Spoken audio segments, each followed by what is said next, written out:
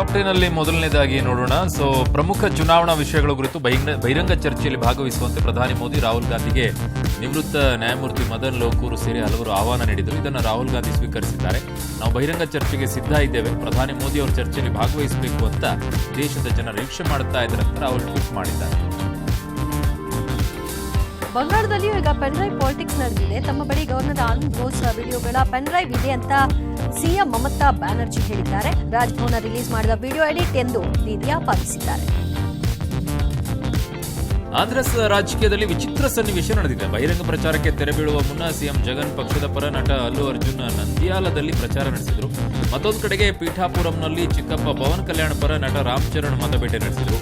ಎರಡೂ ಕಡೆ ಮೆಚ್ಚಿನ ನಟರನ್ನ ಕಣ್ತುಂಬಿಕೊಳ್ಳೋಕೆ ಜನ ಮಾತ್ರ ಮುಗಿಬಿದ್ದರು. ಚಾರ್ಧಾಮ್ ಯಾತ್ರೆಯ ಭಾಗವಾಗಿ ಯಮುನೋತ್ರಿಗೆ ಭಾರೀ ಸಂಖ್ಯೆಯ ಭಕ್ತರು ಧಾವಿಸಿದ್ದಾರೆ. ದೇಗುಲಕ್ಕೆ ತೆರಳುವ ಪರ್ವತದ ಅಂಚಿನ ರಸ್ತೆಯಲ್ಲಿ ಸಾವಿರಾರು ಭಕ್ತರು ಗಂಟೆಗಟ್ಟಲೆ ಕಾದು ಕುಳಿತಿದ್ದಾರೆ. ದೇವರ ದರ್ಶನಕ್ಕೆ ಭಕ್ತರು ಪರದಾಡಿದ್ದಾರೆ.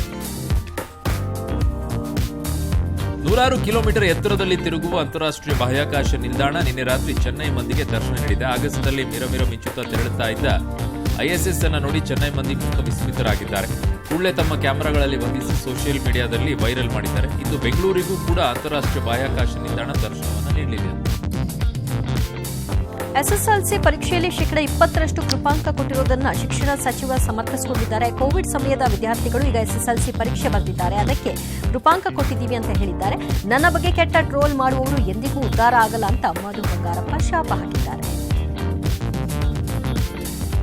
ಜಾಗ ವಿವಾದದ ಹಿನ್ನೆಲೆಯಲ್ಲಿ ಯೋಧನ ಮನೆಗೆ ನುಗ್ಗಿ ದಾಂಧಲೆ ನಡೆಸಿ ಹಲ್ಲೆ ಮಾಡಿರುವ ಘಟನೆ ಶಿರಸಿ ತಾಲೂಕಿನ ಕಾನಗೋಡಿಯಲ್ಲಿ ನಡೆದಿದೆ. ಯೋಧ ರಂಗನಾಥ್ ಕುಟುಂಬದ ಮೇಲೆ ಕಾನಗೋಡಿನ ಗೋಪಾಲ್ ನಾಯಕ್, ತಿಮ್ಮಯ್ಯ ನಾಯಕ್ ಕುಟುಂಬದವರು ಹಲ್ಲೆ ಮಾಡಿದ್ದಾರೆ. ಮನೆಯ ಜಾಗದ ವಿಚಾರವಾಗಿ ಹಲ್ಲೆ ನಡೆದಿದೆ ಎನ್ನಲಾಗಿದೆ. ಇಬ್ಬರು ಪೇದೆಗಳು ಕುಟುಂಬ ಸಮೇತ ಚಿಕ್ಕಬಳ್ಳಾಪುರ ಎಸ್ಪಿ ವಿರುದ್ಧ ಅಂಬೇಡ್ಕರ್ ಫೋಟೋ ಹಿಡಿದು ಪ್ರತಿಭಟನೆ ನಡೆಸಿದ್ದಾರೆ. ಶಿಡ್ಲಘಟ್ಟ ಪೇದೆ ಅಶೋಕ್ ಹಾಗೂ ಚೇಳೂರು ಪೇದೆ ನರಸಿಂಹಮೂರ್ತಿ ಮೇಲೆ ಡಬ್ಲಿಂಗ್ ಕೇಸ್ನಲ್ಲಿ ಶಾಮೀಲಾದ ಆರೋಪ ಕೇಳಿಬಂದಿತ್ತು. ಇಲಾಖಾ ವಿಚಾರಣೆಗೂ ಸರಿಯಾಗಿ ಸ್ಪಂದಿಸಿರಲಿಲ್ಲ, ಹೀಗಾಗಿ ಅಮಾನತು ಮಾಡಲಾಗಿತ್ತು. ಎಸ್ಪಿ ಜಾತಿ ತಾರತಮ್ಯ ಮಾಡಿದ್ದಾರೆ ಅಂತ ಆರೋಪಿಸಿ ಪೇದೆಗಳು ಪ್ರತಿಭಟಿಸಿದ್ದಾರೆ. ನಾಯಿಗಳಿಗೆ ಹೆದರಿದ ಚಿರತೆಯೊಂದು ಮರವೇರಿ ಕುಳಿತಂತ ಘಟನೆ ಹಾಸನದ ಮಲ್ಲಿಕಾರ್ಜುನಪುರ ಗ್ರಾಮದಲ್ಲಿ ನಡೆದಿದೆ. ಇದು ಆಗತ್ತಾ? ನಾಯಿಗಳಿಂದ ತಪ್ಪಿಸಿಕೊಳ್ಳೋಕೆ ಮರವೇರಿದ ಚಿರತೆಯನ್ನು ಸೆರೆ ಹಿಡಿಯೋಕೆ ಅರಣ್ಯ ಇಲಾಖೆಯವರು ಹರಸಾಹಸ ಪಟ್ಟಿದ್ದಾರೆ. ಇಲಾಖೆ ಇಟ್ಟ ಬೋನಿಗೆ ಚಿರತೆ ಬೀಳದೆ ತಪ್ಪಿಸಿಕೊಂಡಿದ್ದಕ್ಕೆ ಅರಣ್ಯ ಇಲಾಖೆ ವಿರುದ್ಧ ಗ್ರಾಮಸ್ಥರು ಗರಂ ಆಗಿದ್ದಾರೆ.